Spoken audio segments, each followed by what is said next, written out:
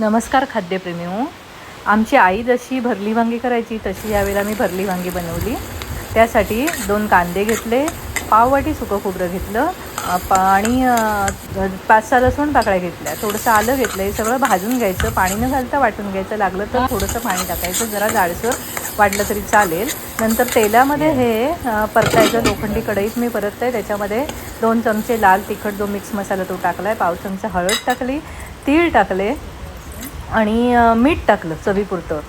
गूळ मी घातलेलं नाही आहे, तुम्हाला हवे असेल तर तुम्ही घालू शकता. त्याच्यामध्ये कोथिंबीर पेरली आणि सगळं घट्ट होईपर्यंत ते परतायचं लो फ्लेमवर आणि ते गार करत ठेवायचं.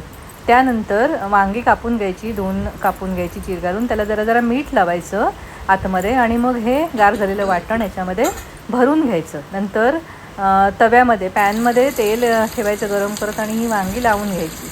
नंतर त्याच्यावरती झाकण ठेवायचं 5 मिनटं, फ्लेम लोच ठेवायची आणि परत हे 5 मिनटांनी बघायचं. खालून जर भाजलं असेल तर ती परतायची. परतून सगळी झाली की मग परत झाकण ठेवायचं. परत 2-2 मिनटांनी मध्ये मध्ये बघत राहायचं, कारण ही वांगी करपू द्यायची नाही. पाहिजे असल्यास झाकणावर पाणी थोडंसं घालायचं, नाही घातलं तरी चालेल. आणि वांगी कोवळी असली तर गरजच नसते घालायची पाणी वगैरे. आणि हे चांगलं भाजलं की मग हे आता तयार आहे, भाकरीबरोबर खायचं.